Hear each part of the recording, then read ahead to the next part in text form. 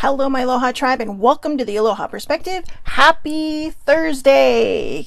Again, it's the Aloha Perspective where you get a little bit of something and a whole lot of everything. We are on day number 12, I think. Day number 12. Yes, of body positivity. And I'm going to start with the Soul Truth deck first. It's just self-awareness cards, so, don't run. They're just self-awareness cards, and like I said, like I've been saying before every show, they always seem to hit home on exactly what it is that the topic is covering. So I'm looking forward to this. I'm a little excited to see what today has in store, because today's body positivity is going to be about shadow. Wow, did you see that? Right on camera. Let's see what we got. Ooh, that's a good one. I'm reading it upside down, so I can't see the whole thing, but all right. What boundaries need to be created or strengthened within my relationships? What boundaries need to be created or strengthened within my relationships? So, to create more healthy boundaries, we must first get in tune. I'm sorry, hold on one moment. My computer's going rogue on me here. So, I think because my book is sitting on top of it. It's everything today, guys. Everything is happening today. So, all right. Whoops. Sorry. I know you're like, really? You're going to get on with the show here? All right, let's get on with the show. What boundaries need to be created or strengthened within my relationships? So, to create more healthy boundaries, we must first get in tune with our own needs, desires, and feelings, and believe we are worthy of them.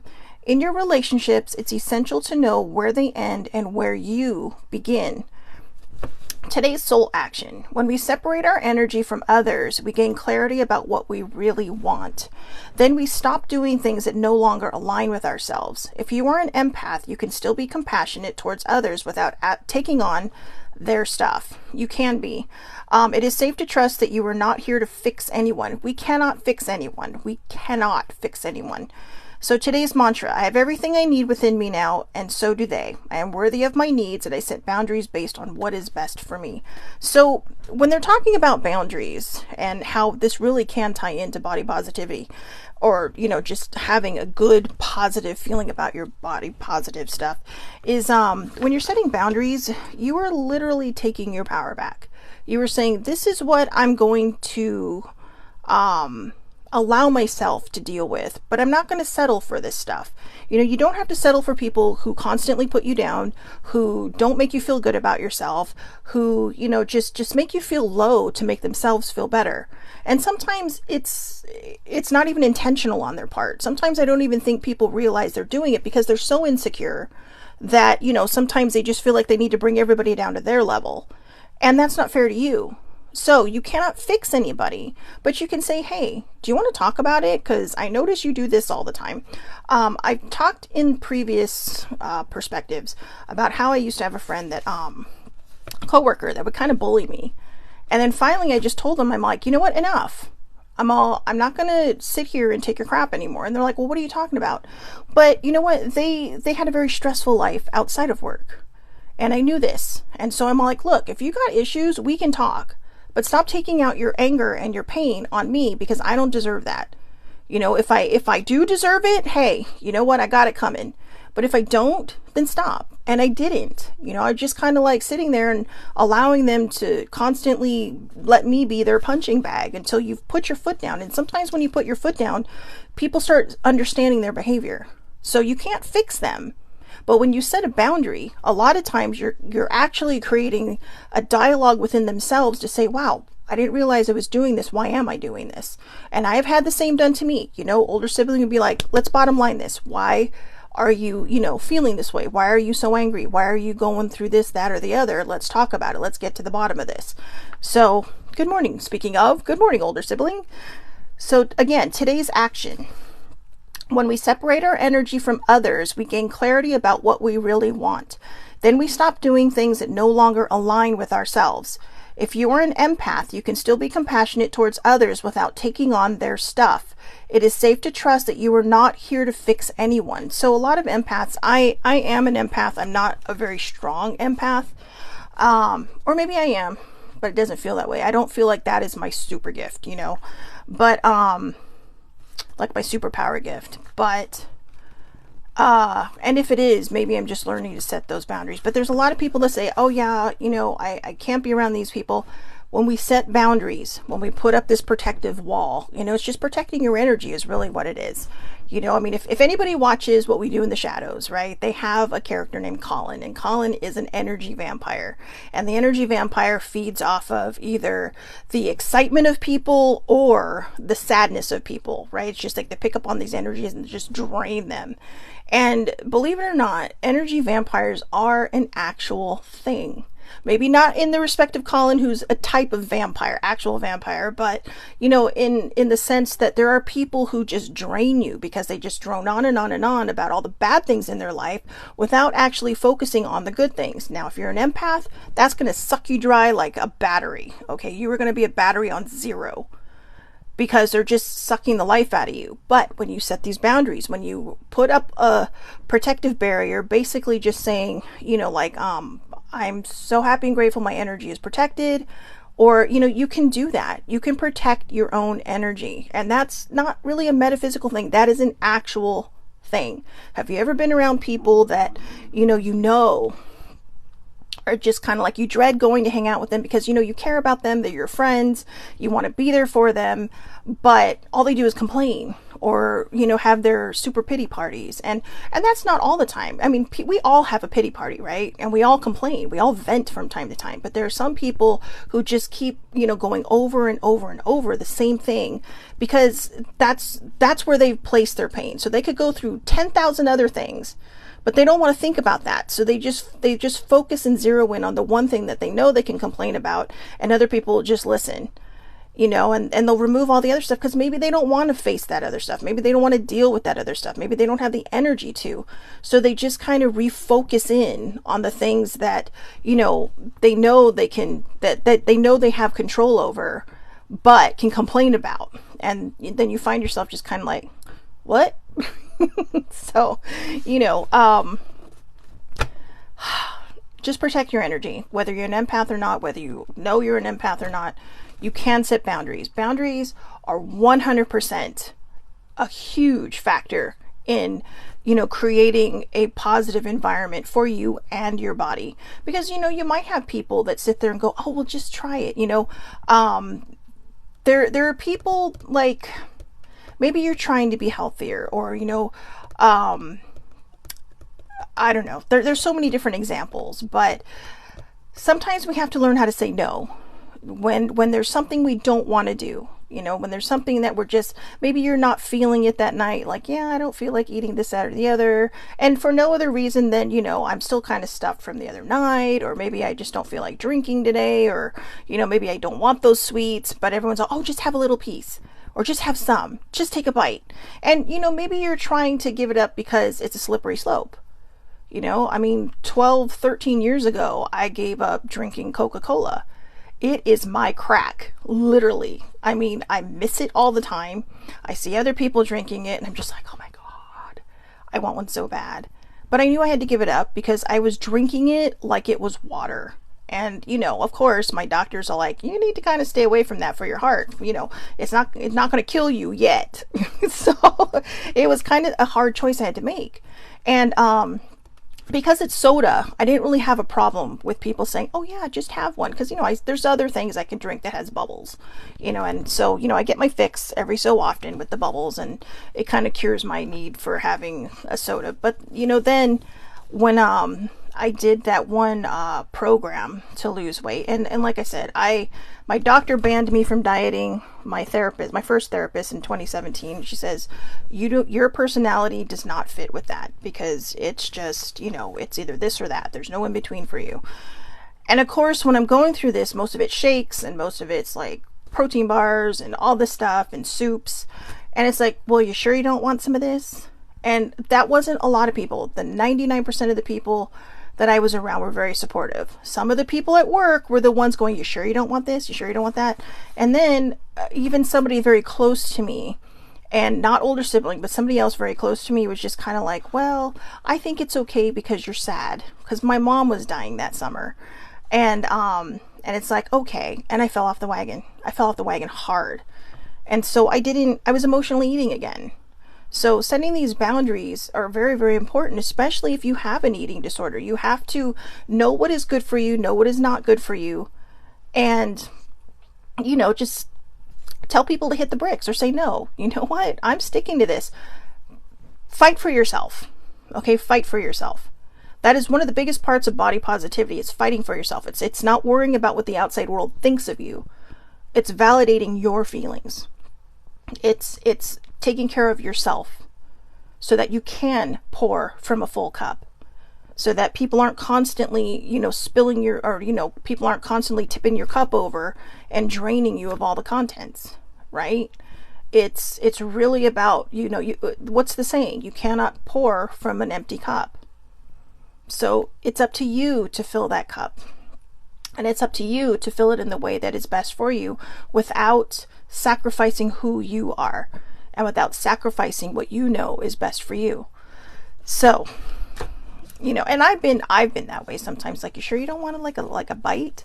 And then I catch myself and I'm like, whoops, sorry. So I literally say, oh my God, I'm so sorry. Because I said I hate when people do that to me. So, sometimes one bite can turn into the entire piece. So you just gotta, I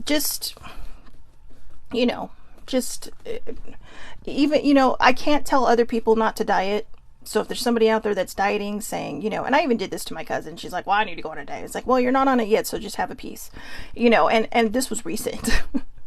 But I've also learned how to not shame myself if I choose to have that slice or that bite or that half a piece or whatever. I don't shame myself, because you know what, that's where the emotional part comes in, and then all of a sudden you're feeling bad. It's like, oh my God, I shouldn't have done that. And then you end up back on that hamster wheel, just spinning and spinning and spinning and spinning and spinning, right? Just kind of like going 240 in the wrong direction. So just know what's best for you. Stop when you feel full, for those of us who do emotionally eat, and move forward. But don't, if you do fall off the wagon, do not shame yourself, okay? Just get back on the horse and keep riding. What's done is done. You can't change the past. So just, keep riding forward. Find that mindfulness. Mindfulness is about placing yourself back in the present. It's about putting yourself back in that seat and saying, hey, I got this, all right? And don't say that, it was a mistake, it was a bad choice. Just say, you know what, I've got this. I made a choice. I enjoyed it. And now I'm moving forward. All right. So today's day 12 of body positivity, 30 non-consecutive days of body positivity. And for anyone joining us that might be new, or well, I say us because it's alive when I start this, but anyone who might be joining me later on the replays on YouTube, Monday, Tuesday, Thursday are the days that I'm doing the body positivity lessons, because I figure that gives us a good 4 days to really kind of think about the lessons. It reminds us that, these are things we have to work on. This is the third time I'm doing this, but this time I did choose, the first 10 days were taken from the internet, from hashtag #FBodyHate, EFF body hate. And now I'm just kind of winging it and coming up with my own topics of things that I think could really help myself and other people through this. So it's not all about me, but I'm really trying to learn this body positivity with you, because I figure, how can I continue to sit here and talk about something if I'm not going to listen? I have friends that say, wow, you give great advice. Do you take it? No. I mean, literally, I answered that so fast. Nope. Absolutely not. That was my answer. They're all, do you listen to your own advice? It's like, absolutely not. So I figured that was kind of my wake-up call, to really kind of buckle down and say, hey, if I'm going to talk to other people, I really need to start following my own advice in the areas where I struggle, along with everybody else. So this is me going through this with you. So today's is shadow, and I got these from, right now I'm going to be using a lot of the Threads of Fate Oracle deck. Now, it's a Threads of Fate self-awareness deck, but it's the shadow edition. And shadow work, as I've mentioned, I think every day this week, including yesterday, shadow work was pioneered by Carl Jung, a psychotherapist or psychoanalyst. I think that's what they called them in the way back days, right? At the turn of the last century, the psychoanalysts. So he did work with Freud. I believe he might have been a mentee of Freud, not a student of Freud, but a mentee or a colleague of Freud, and they kind of had their own little falling out, and because of their approaches to therapy. And there's nothing wrong with that. Some people might be Freudians, Freud fans, right? I don't know what they call themselves. And some people might be Jungians. And I find myself more in the Jungian, not because it's more of the metaphysical take on it, but because it's really, really what helped me through part of my journey doing shadow work. So I always thought for years and years and years, I thought shadow work was a metaphysical thing. And then I Googled it one time to do a show on it when I was doing the self-love series. And I found out that no, shadow work is a psychotherapy thing. And it's like, oh, okay. And I dove really deep. In fact, I now have a few books by Carl Jung because I want to study more on him. I'm a terrible reader. I love to buy books, but opening them and reading them, it's like I either get too connected to my day and start doing all kinds of other things. And once I start reading a book, I'm gone. Like you cannot find me. I mean, you can find me, but mentally I'm not there because I'm in the book. So it's just a matter of opening it. I know. But look at it this way. When I get back to reading, I'm gonna have a lot to read. So the shadow work today. Okay, so let's read this. This is an indication that diving deeper into your shadow at this time will be beneficial. It is through knowing our unconscious self that we find the root of our blocks, perceived limitations, and wounds. It is also how we come to know ourselves in our totality. We cannot reach our true potential without meeting our shadow and working with the parts of ourselves that we have been told to lock away or be ashamed of. This includes brilliant aspects of ourselves too, not just perceived flaws. The truth is your shadow is your greatest gift. So I kind of bounced around that one, didn't I? So let's dig into this. This is an indication that diving deeper into your shadow at this time will be beneficial. We've already covered that just in talking about this card, right? We've covered the fact that digging into our shadow is, it's hard and it's scary. And I'm going to advise people that as we start to move into the shadow work, find people you can talk to, find people you can lean on that you trust, all right?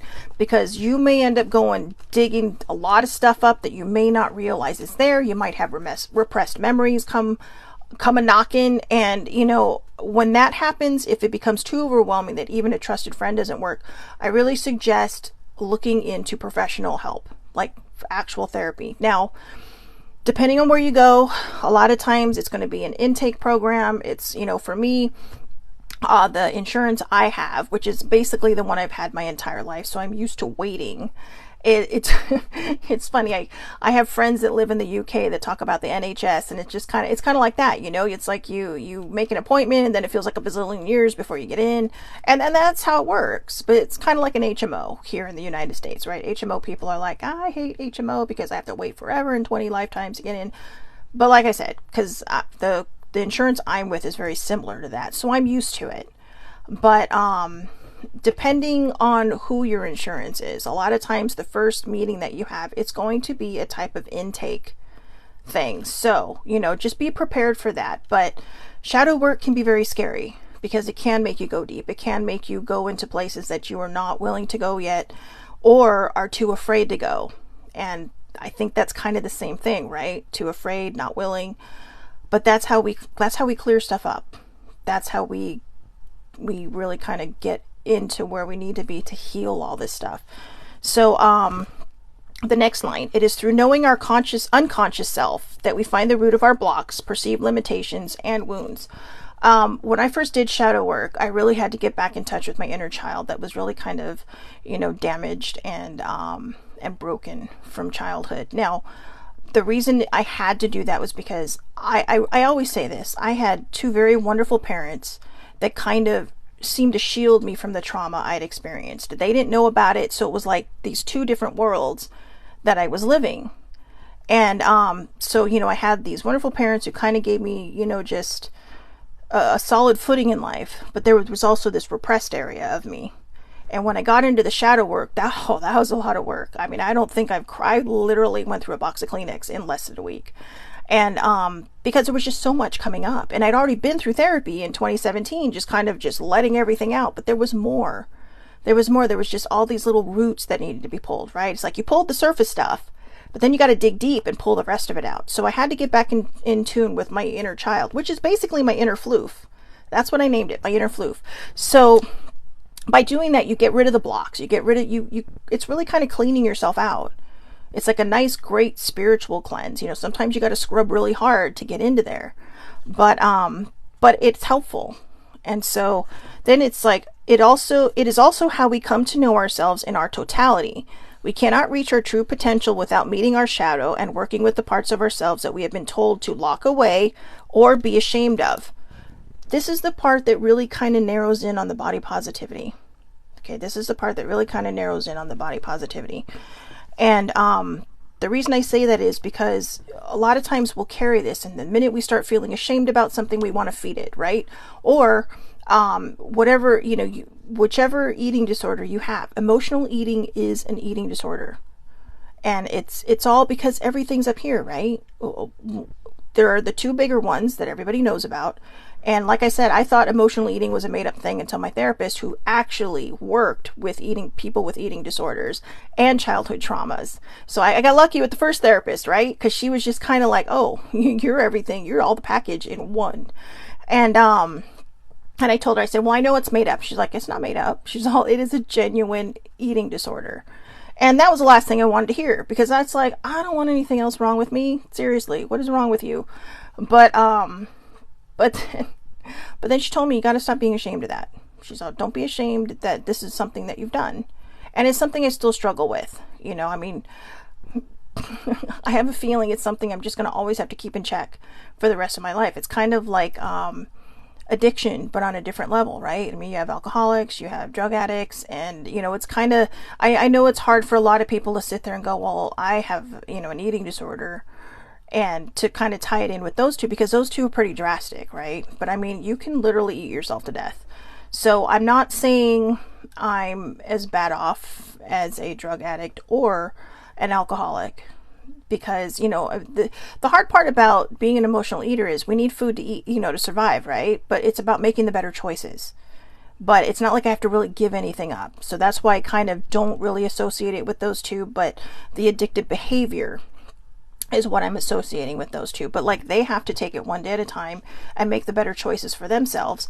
It's the same when you're an emotional eater. You have to take it one day at a time, make the better choices for yourself. And sometimes you just have to give up things that you're not, you don't want to give up. Like, I didn't want to give up drinking soda, or Coca-Cola, I should say, because I can drink a soda from time to time. I just can't drink that one because I know it'll be a slippery slope. Even the ices or the Slurpees, I can't do it because it's like, it's that trigger in my brain that says, oh yeah, I remember when this used to make me happy. So it might be something on a very different level from other people. So I don't want to offend anyone with that. But the addictive behavior is what we're talking about. And that can also, just kind of translate into a negative body image. That's how you feed yourself. You're feeding yourself off of all these negative thoughts, saying, well, and some people do it because maybe that's how they get attention. Maybe that's how they get the compliments. Oh no, you look great. And they don't know how else to get the compliments because maybe they've been taught to be ashamed. Maybe they've been taught to not love themselves as much as we should love ourselves. It's okay to have self-love. I think there was a time when people would mistake narcissism for self-love, but self-love, it's a desired trait. Narcissism is a mental issue. It really is a type of mental issue. And so, like these people that just, oh yeah, I'm better than everybody else. That's not what we're saying about self-love. Self-love is saying, I love me from the bottom of my heart. I love who I am. It's like loving yourself as much as you would love a person that you're in a relationship with, your family member, your children, your siblings. It's about seeing you and loving you as much as you love them. And there's nothing wrong with that. You're not trying to be better than any of them. You're trying to fulfill yourself so that when, especially if you have kids or you're raising kids or maybe you're a foster parent, you want to teach them that it's okay to love your body, even if it has been through trauma, even if it has been through things that, were out of their control. Because that sometimes when that happens, our power is taken from us. And we have to be the person that we cannot fix other people, but we can guide them into the thinking that, hey, you know what? Yeah, this bad thing happened to me, but this is my body and it's a beautiful thing and I'm going to love it no matter what shape or size I am. And that's where it's most important. It doesn't matter what shape or size you are. People struggle with body image issues. A lot of people struggle with body image issues. You know, I was just reading an article. I talked about this about a month ago where they talked about Megan Fox, right? Now, everybody looks at her and says, oh, how could she have body issues? It's not hard. She's probably been objectified her whole life. I remember going to Comic-Con when she was doing, I think it was the panel for Jonah Hex, right? And they had a bunch of moms that were Twilight moms. This is how long ago this was. And all they did was just be catty about her. And finally, older sibling just kind of said something not quite under her breath, to which I was able to respond to as well. And then they just kind of shut up because it's just like, stop objectifying. And they were objectifying her in just cruel, mean ways, you know? And then, you know, she probably has men ogling at her all the time, just, you know. So, I mean, it's not hard for someone that beautiful to have body image issues, you know? And when they struggle with their whole life thinking, well, this is the only reason people like me. Well, it's, you know, it's not. But I love that she is coming into her own. I love that she is discovering who she is and who she wants to be, who she sees in the mirror. And I really believe, and I don't know her, but this is just what you see when you start seeing them, you know, kind of evolve over time. And that's what I think we all need. That doesn't mean go out and just try to look like her. No. It all starts in here. What happens on the outside, it's going to change over time, guys. We're not going to look the same as we did 20 years ago. 20 years from now, we might look similar, but we're still going to change. We're going to change because we're getting older. We're growing up. I mean, a baby doesn't stay a baby forever, right? You literally, if you have children or nieces and nephews, I have nephews and a couple of nieces, but I literally watch them grow over time. My niece in Arizona she's a Hanai niece, but which means like adopted niece, you know, like, I watched her grow from this little tiny thing, and she's taller than me now by about 5 inches. Okay. And I just watched her shoot right past me. Every time I went back to visit baby sibling, it's like, you know, the friends would come over and it's just like, holy crap, what happened? By the time her brother was 10, I think he was taller than me. I mean, I'm only 5'4", but, you know, still. And you just watch them grow. So we watch them grow physically, but we have to teach people how to grow internally. We have to teach people how to grow with their mindset, how to just love who they are no matter who they see in the mirror, no matter who we see in the mirror, right? That's what's so important, is to just find a way to love yourself. It's about finding a way to see who you are and, you know, what you bring to the table. It's not about weight. It's not about height. It's not about what size shoe you wear, what size clothes you wear, what the scale says about you. It's about how you live your life. Do we live it confidently, or do we live it hiding behind a rock in the shadows because we're either afraid to let people see us, or because, you know, we have such a skewed body image that, you know, we don't want to feel our best. One of the things I loved from the first 10 days of the body positivity is find what outfit makes you feel the most confident. What outfit makes you feel the most confident? And I talked about how I had this one dress that absolutely makes me feel like $1 million. Absolutely makes me feel like $1 million. And it's one of my favorites. Every time I wear it, I notice that my hair is a little different. My makeup really goes on to kind of match the outfit. And I've done the show in that outfit before. And it's one of my favorite dresses, like this pink and blue dress, like not pink like Barbie pink, but like, I mean, I like the Barbie movie, so that's not a thing on that, but you know, that not that baby pink, but like that deep kind of fuchsia pink, right? And this deep blue, and they just go so wonderfully together. And I mean, just thinking about the dress makes me feel a little more confident. So don't worry about what rules society has put out there for you. Dress how you want, all right? I mean, I went to Comic-Con a couple weeks ago, just the first day, wearing an R2-D2 dress, purple tights, and purple Doc Martens. And for no other reason than I just wanted to be comfortable. Just wanted to be comfortable. Because I knew I'd be doing a lot of walking. But other people would look at me in any other place and go, what was she thinking? And I don't care. when it comes to my Doc Martens, they certainly give me a whole new level of confidence because I don't care. I don't. It's like, yeah, whatever you think, whatever you want to feel that way about me because I don't care. And that's how I think we should live our life. We shouldn't worry about what other people think about us. Remember, you are not defined by what other people think of you. And remember the quote that I always talk about right after that. What other people think of you is none of your business. And it absolutely is not. Because what did I say before? That's their insecurity. Maybe they're jealous of you because they don't have the courage to wear whatever they want. Maybe they don't have the courage to not dress like everybody else. You know? Or, you know, maybe they have their own style, but somebody has put them down for it. My parents could never understand why I wore black all the time. And then they used to call my Doc Martens my combat boots. You know, my mom absolutely thought it was the least ladylike thing for me to have. And so I went off and bought 3 more pairs. And, yeah, I think I have like 5 altogether. 4 or 5. I can't remember. I got to go through them, but now's not the time. But yeah, she'd be like, oh God, you're wearing your army boots again, or your combat boots again. It's like, where'd you get those? A surplus store? And it's like, no, these are not surplus priced. So, you know, I guess they're my designer shoes, right? It's probably the most I've ever spent on any type of shoe. But the point is I absolutely love them.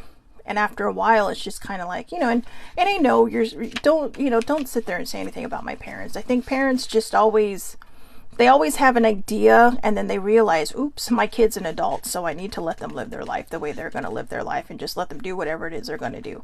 So, and that's sometimes what we have to do. Sometimes we don't have a choice but to do that.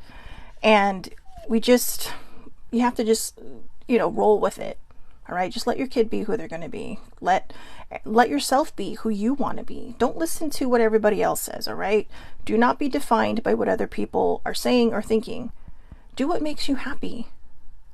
You know, do what makes your body feel like $1,000,000. Wear the things that make you feel excited about your body. Because that's what this is about.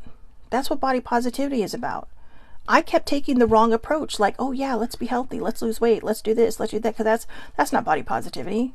That's just telling someone that you're not good enough where you're at. What body positivity is now, it's about mindfulness. It's about being present in this moment and loving exactly who you see in the mirror, no matter what size you feel you are. You know, with body dysmorphia, sometimes, you know, we could be one weight and we may feel like we look like a much, much bigger or much, much smaller, depending on where we're at. You know, and if you do want to lose weight to get healthy, don't let other people stop you. Don't let other people make you feel bad about that, okay? I know that, you know, body shaming goes, you know, maybe we should talk about that next. We'll talk about that Monday. Body shaming goes in 2 directions. 2 directions. There are people who are thin that body shame people who are curvy or thicker.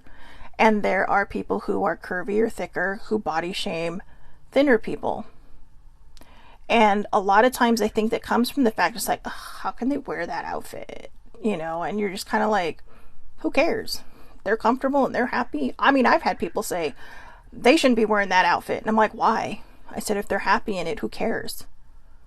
You know, I mean, who cares? But I think what drives me the nuts the most are these commercials that, you know, they show people going, oh, well, I was this weight and poof, I lost like 100 pounds and now it's like, you know what? There are really good programs out there now for people that do want to get healthy. Maybe they have type 2 diabetes, maybe they have heart issues, maybe their knees are hurting and, you know, they want to lose the weight so that their body feels a little bit better because not everyone's body is meant to carry the weight it carries.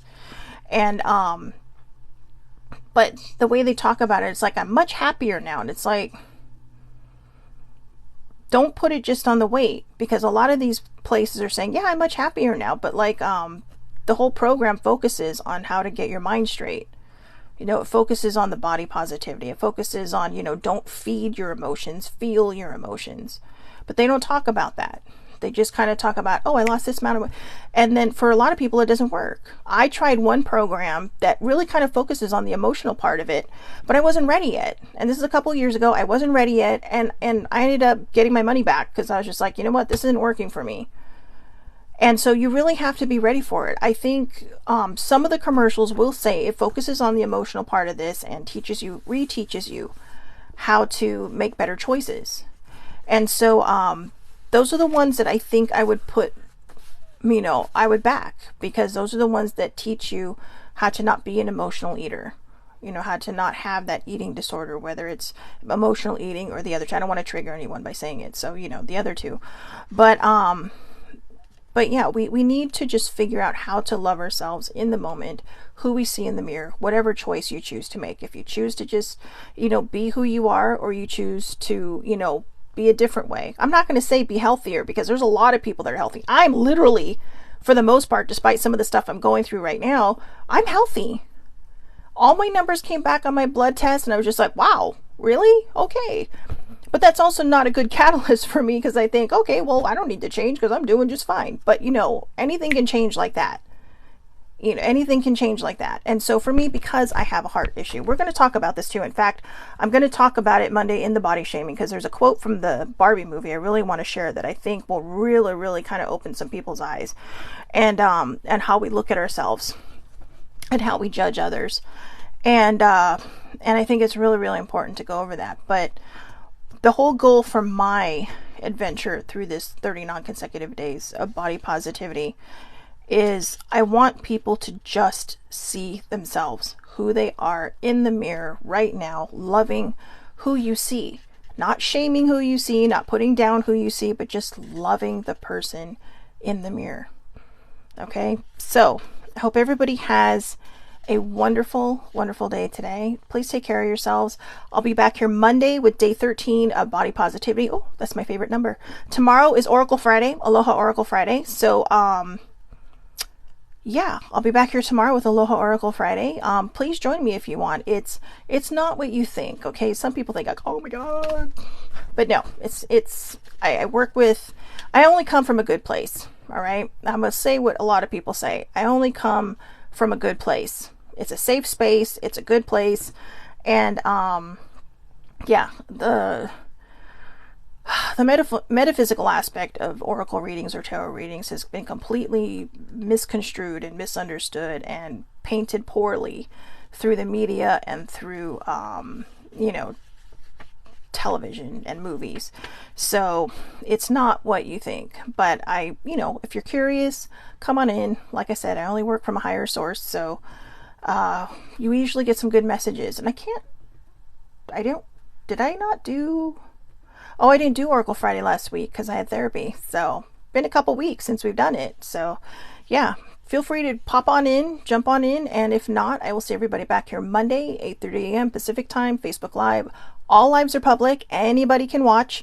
It's under Shelley Marie Lucas, or you can catch the replay on my Facebook page, the Aloha Perspective, or my YouTube page, where you can click subscribe and hit the bell to be notified when I do post a video, which is usually Monday through Friday, depending Wednesday and Friday. Wednesday Self-Care Wednesday, Friday's Oracle Friday, and then the other days are usually topics, but right now it is body positivity.